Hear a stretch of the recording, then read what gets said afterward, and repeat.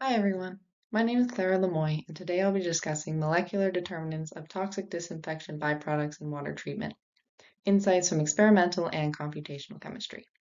We'll explore how small changes in molecular structure influence the formation of toxic byproducts during water disinfection, and how combining experimental chemistry with computational modeling allows us not only to understand these outcomes mechanistically, but also begin predicting them before they occur.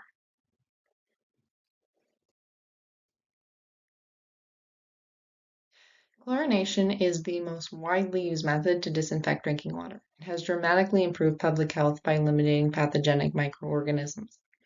However, chlorine does more than kill bacteria. When dissolved in water, chlorine forms hypochloric acid, which is a strong electrophile. While this makes it effective for disinfection, it also allows it to react with naturally occurring organic matter and other contaminants. These reactions form what are known as disinfection byproducts.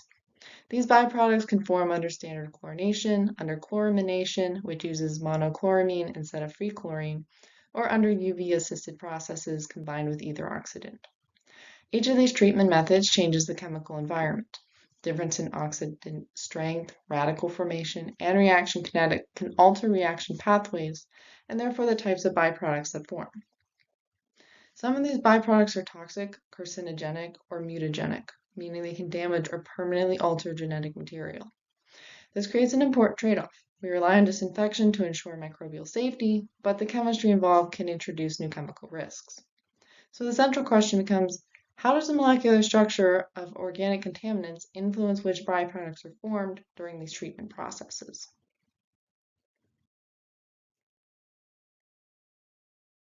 This research is important for several reasons. First, disinfection byproducts are regulated in drinking water because of their health risks. Understanding how they form at a mechanistic level is essential for designing safer treatment strategies. Second, many contaminants remain in treated water, such as phenols and nitroaromatic compounds.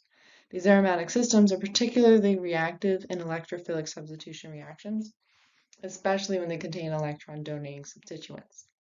Third, much of the water treatment optimization is still guided by empirical observations. We observe what forms and then adjust conditions.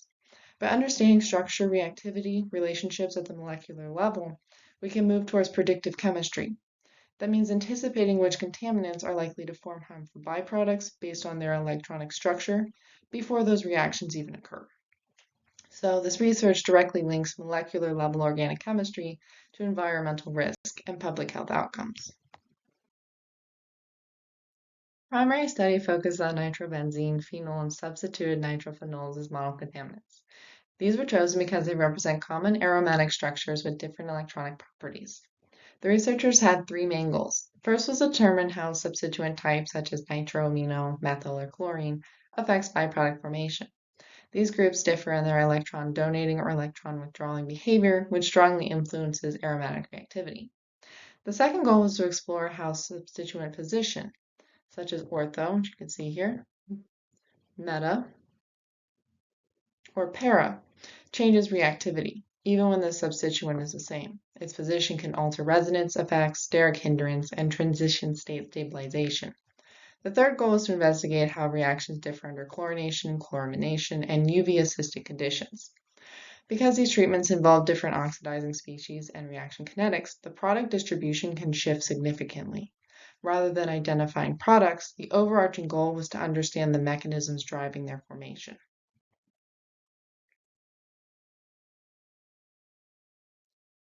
The study used two complementary approaches.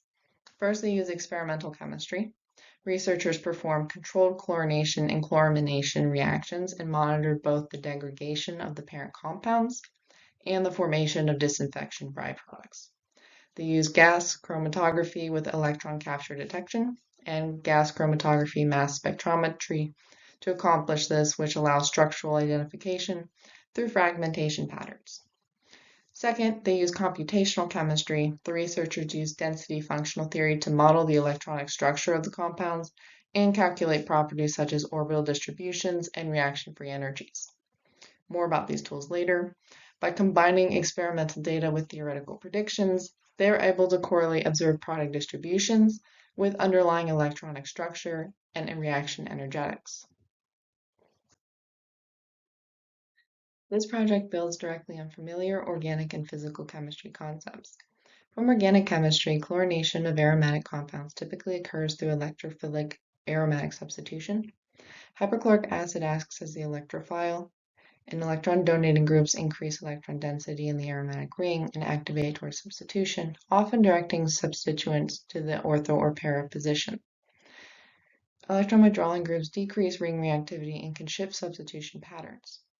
Then from physical chemistry, reaction kinetics and thermodynamics are critical. Activation energy determines how quickly a reaction proceeds, while lower activation barriers correspond to faster reactions under identical conditions. Reaction-free energy determines whether the reaction is thermodynamically favorable overall, and these principles provide the conceptual framework for interpreting both the experimental trends and the computational results. Now we'll look more closely at the computational tools used to interpret the chemistry. The HOMO, or highest occupied molecular orbital, represents the highest energy electrons in the molecule. HOMO distributions show where the electrons are most available for donation. Regions with large HOMO amplitude indicate where electrophilic attack is most likely to occur. Foucault functions go a step further by quantifying local reactivity. They are derived from changes in electron density when electrons are added or removed from the system, allowing us to predict which atoms are most susceptible to electrophilic or nucleophilic attack. Electrostatic potential maps visualize areas of partial positive and negative charge across the molecule, which can influence selectivity and transition state stabilization. Finally, the activation energy gives insight into reaction rates through transition state theory, while free energy indicates thermodynamic favorability. By calculating these values for different substituent pathways, researchers can compare predicted reaction rates with experimentally observed product distributions.